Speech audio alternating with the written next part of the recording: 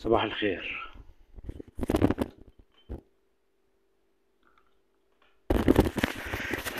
صباح الخير، انا احمد حامد شبان. انت يا شريف بتقول لي ما تبيعش اسودك عشان ما يجيش الضبع ياكلك. طب دول منظر اسود خربوها. المخابرات دي مش رمزها حورس الوثني؟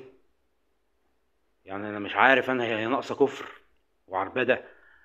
مش ده رمز المخابرات الحورس والامن الوطني؟ الست اللي هو الاله الفرعوني ده، الخرا الفرعوني ده. ادي الاسود يا عم. بعدين دول يعني المفروض ينفذوا إرادة الشعب، مش إرادة أنا عارف هم عاملين إيه جوه. هتلاقي عصابات جوه الجيش، والجيش ما بيعترفش إلا بدي. ما بيعترف الجيش ما بيعترفش إلا بدي. خد بالك من دي يعني طول ما الرتبة اللي أعلى منه بيتقول له حاجة هينفذ. احنا كلامنا المفروض يعني مش عارف يعني السيسي كسب بالتزوير كذا مرة، وهيمشي امتى بقى؟ هيمشي امتى ان شاء الله؟ قلنا مصر في حالة ومش عايزين نبقى زي سوريا والعراق، مع ان العراق بقت يعني لوز اللوز اهي.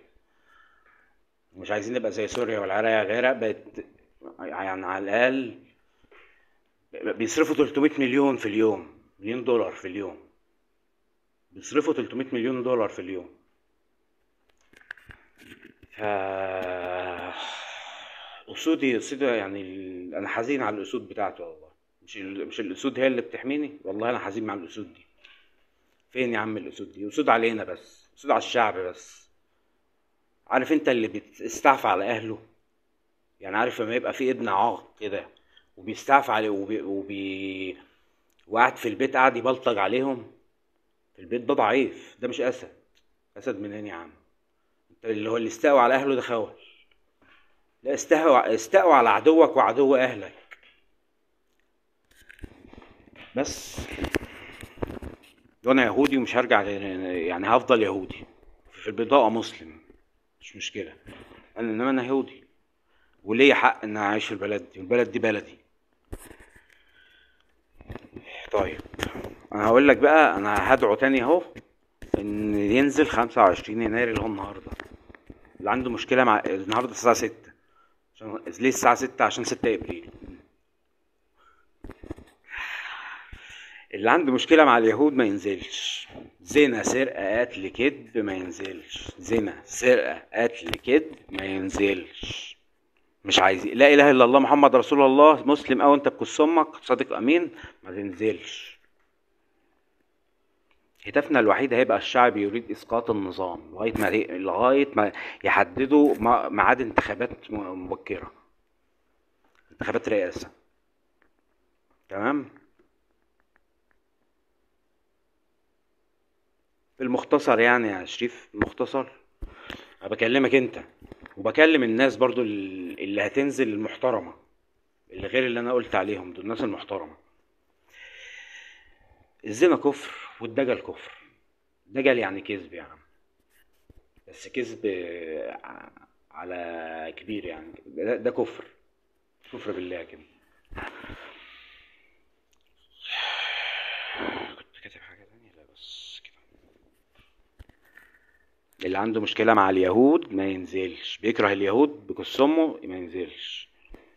زنا سرقة قتل كذب ما تنزلش. لا اله الا الله محمد رسول الله ما تنزلش. كفر لا اله الا الله ومحمد رسول الله كفرين في ثلاثة. كفرين ثلاثة محمد رسول الله كمان. انتوا اللي بتضطروا الواحد ان هو يصطدم معاكم، لان انتوا قلات الادب. انا مش قصدي عليك انت يا شريف، انا قصدي على النظام وقلات الادب، وعندكم جنون العظمه وبتتناكوا. ما بتعرفوش تعملوا رجاله غير على الناس. كام واحد في المعتقل دلوقتي؟ ايه يا عم، هو في ايه؟ هو في ايه؟ ده كانوا بينزلوا ما معهمش مطوه. الناس بتاع 30/6 بتوعك اللي بتوع الكنيسه وبتوع الازهر كانوا بيعوروا الناس بالمطاوي في 30/6. انت بتتكلم في ايه؟ كل اللي مسجونين عندك دول ولا عملوا اي حاجه، ولا عملوا اي حاجه. تقبض على الضعيف بس عشان يعني تخلص نقصك، لان هم ناس انضف منك، فانت بتخلص نقصك. ناقص. بخس على ده نظام ابن وسخة.